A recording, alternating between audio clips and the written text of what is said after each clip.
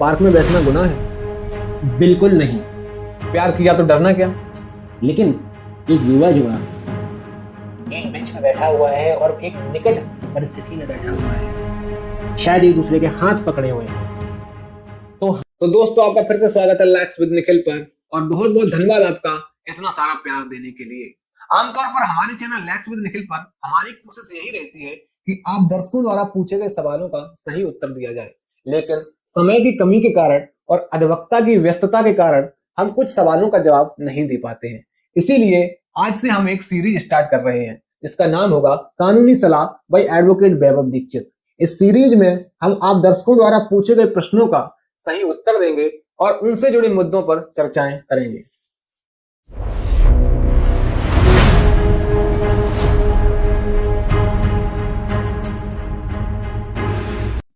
तो सर, स्वागत है आपका हमारे चैनल लैक्स विद निखिल पर एक बार फिर से। और सर, हमारे दर्शकों के लिए ये सीरीज शुरू करने के लिए बहुत बहुत धन्यवाद आपका। Nikhil, thank you so much for inviting me on this topic. और मैं आपके दर्शकों को बहुत बहुत अपना आभार प्रकट करना चाहूंगा। My best wishes to you. Sir, आपके यहाँ किताबें बहुत हैं, मैं देखता हूँ किताबें आपके यहाँ बहुत हैं। निखिल, ये किताबें एक वकील का अस्त्र होती हैं, तो हाँ, किताबें जरूरी होती हैं। सर, इस किताब को देखकर मेरे मन में कुछ संगीन सवाल आ रहे हैं जो मेरे युवा दोस्तों, मेरे युवा दर्शकों ने मुझसे पूछे हैं। अच्छा, ऐसा है, पूछिए। सर, क्या आजकल युवा पीढ़ी को, क्या युवा कपल को पार्क में बैठना गुनाह है? बिल्कुल नहीं। पार्क में बैठना किसी प्रकार का गुनाह नहीं है। आप अपने माँ बाप के साथ पार्क में बैठ सकते हैं, आप अपने दोस्तों के साथ पार्क में बैठ सकते हैं, आप अपने सगे संबंधियों के साथ पार्क में बैठ सकते हैं। आप अगर एक युवा जोड़े हैं तो पार्क में बैठ सकते हैं। इसमें कोई अपराध नहीं है। ये आपका एक मौलिक अधिकार है, फंडामेंटल राइट है। तो आप पार्क में जरूर बैठ सकते हैं। तो सर, ये फिर पुलिस का दबाव क्यों? आप पार्क में बैठ सकते हैं, लेकिन आप पार्क में बैठ के अभद्रता नहीं कर सकते, ऑब्ससिनिटी नहीं कर सकते। आमतौर से निखिल देखा गया है कि जो युवा जोड़े होते हैं, जब वो पार्क में बैठते हैं तो पुलिस उन पे इस बात का दबाव बनाती है कि वो ऑब्ससिनिटी कर रहे हैं। सर, फिर ये ऑब्ससीनिटी क्या है? प्यार किया तो डरना क्या? निखिल, ऑब्ससिनिटी यानी अभद्रता धारा 294 पुरानी दंड संहिता में दी गई है। यूं तो ऑब्ससिनिटी परिभाषित नहीं है। ऑब्ससिनिटी होती क्या है या अभद्रता होती क्या है, इसका अंदाजा समाज की सोच से लगाया जाता है। उदाहरण के तौर पे, अगर आप पार्क में अपने माता पिता के साथ बैठे हुए हैं हाथ पकड़ के, वो भद्र आचरण नहीं है। आप अपने सगे संबंधियों के साथ बैठे हुए हैं, कुछ दोस्त बैठ के गपशप कर रहे हैं, कुछ बुजुर्ग लोग बैठ के गपशप कर रहे हैं, यहाँ तक कि कुछ लोग खड़े होके किसी सामाजिक बिंदु पे चर्चा कर रहे हैं, ये भी अभद्र नहीं है।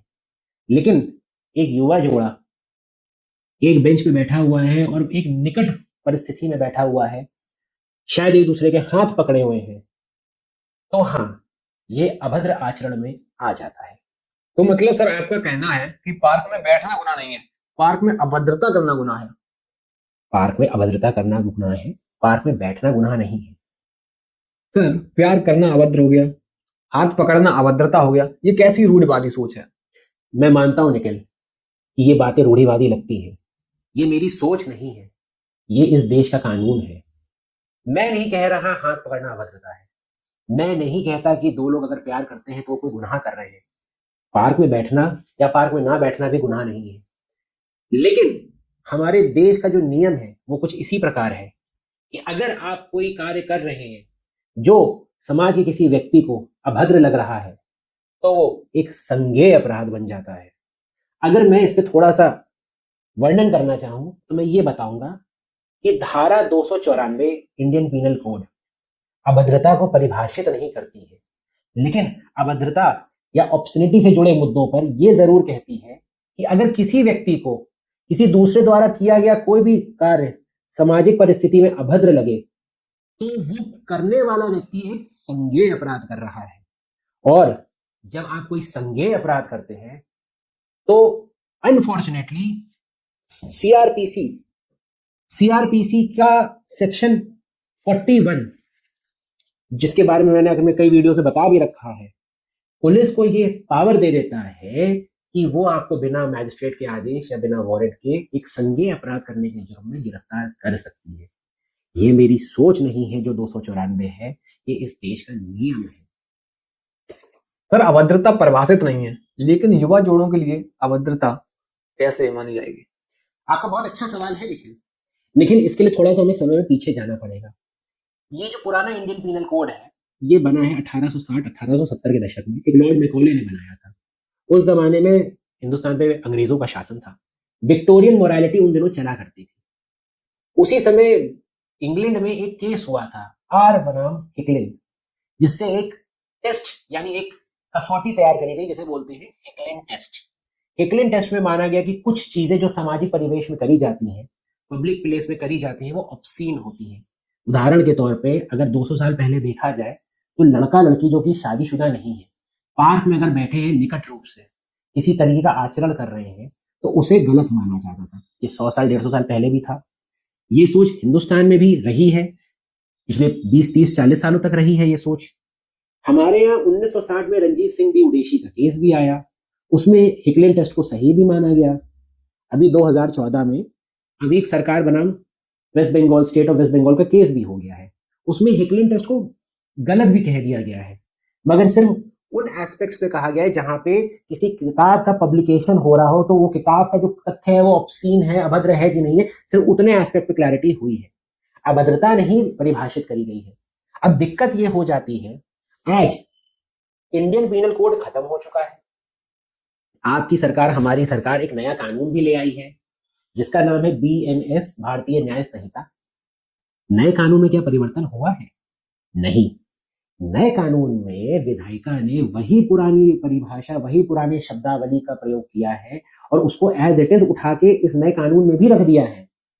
तो अगर आज की वर्तमान स्थिति समझी जाए तो जो 150 साल पहले की कहानी थी, वही 150 साल बाद आज भी वही कहानी चल रही है। अगर कोई अविवाहित जोड़ा पार्क में या किसी पब्लिक स्थान पे बैठा है और वो बैठ के आपस में निकटता बना रहा है, या वो किसी निकट परिपेक्ष में बैठा हुआ है, कोई चाहे उसे परेशान करना कि ये अभद्र कार्य कर रहा है, तो वो उसे पॉइंट आउट कर सकता है, उसे चिन्हित कर सकता है।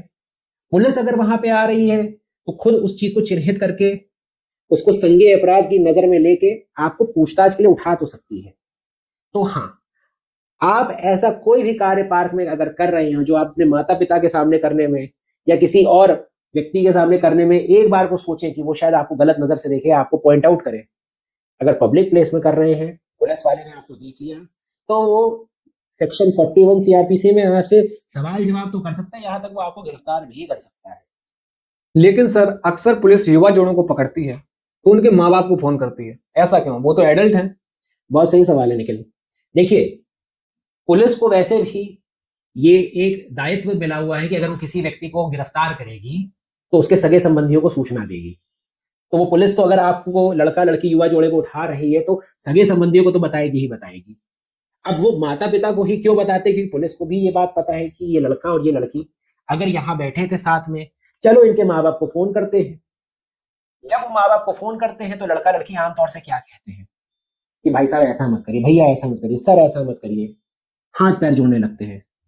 पुलिस को शक हो जाता है, पुलिस को शक ये हो जाता है कि आपका अपना आचरण एक गुनहगार का बन गया है। अगर एक बुजुर्ग पति पत्नी को कोई पुलिस पकड़ ले पार्क में, तो वो ये कहेंगे कि हमारे माँ बाप को फोन क्यों कर रहे हो, माँ बाप तो है ही नहीं, हमारे सगे संबंधियों को क्यों फोन कर रहे हो, करो। एक शादीशुदा जोड़े को अगर कोई पकड़े और सवाल पूछो, कहे कि हम आपके घर वालों को फोन कर रहे हैं, तो वो तो कहेंगे हाँ अच्छी बात है, आप उन्हें फोन करिए, 4 लोग आएंगे मदद कर देंगे। एक ये आचरण होता है। लेकिन जब एक युवा जोड़े को पकड़ा जाता है तो वो बेचारे डर जाते हैं, सहम जाते हैं। और अगर पुलिस कहती है कि हम आपके माता पिता को फोन कर रहे हैं, तो उस चीज का स्वागत करने के बजाय जब वो बच्चे ये प्रार्थना करते हैं पुलिस अधिकारी से कि साहब आप हमारे माँ बाप को फोन ना करें, तो पुलिस को बहाना मिल जाता है उस डर को शोषित करने का, उन बच्चों को डराने का और उनको प्रेशर में लेके हैरेस करने का। सर पब्लिक प्लेस का तो समझ में आता है, लेकिन युवा जोड़े होटलों में जाते हैं, पुलिस वहां भी दबिश डाल देती है। क्या ये राइट टू प्राइवेसी का हनन नहीं है? निखिल, होटलों में जो हादसे आजकल हो रहे हैं वो बिल्कुल राइट ऑफ प्राइवेसी का हनन है। पुलिस को ऐसी दबिश डालने की कोई भी पावर नहीं मिली हुई है। लेकिन यहाँ पे हमें समझना पड़ेगा कि सिचुएशन थोड़ी डिफरेंट होती है।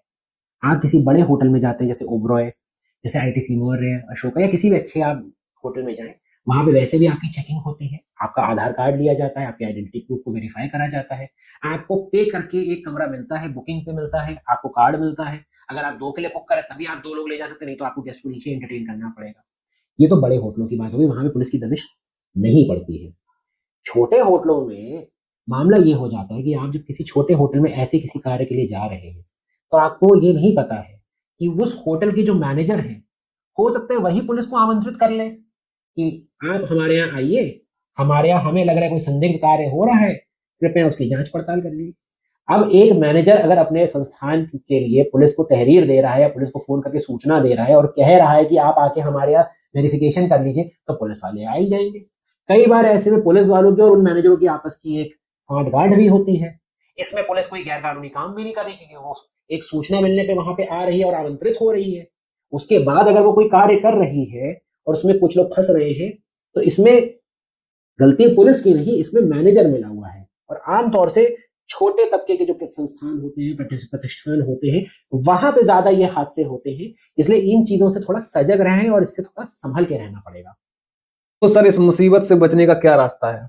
इससे बचने का एक बहुत ही सिंपल सा रास्ता है। आप अगर किसी भी जगह, किसी भी पार्क में अपने प्रेमी या प्रेमिका के साथ जा रहे हैं, तो इस बात का ध्यान रखें कि आप उस जगह की गरिमा और मान मर्यादा बरकरार रखें, ताकि कोई आपके ऊपर उंगली ना उठा सके, कोई आपको चिन्हित ना कर सके।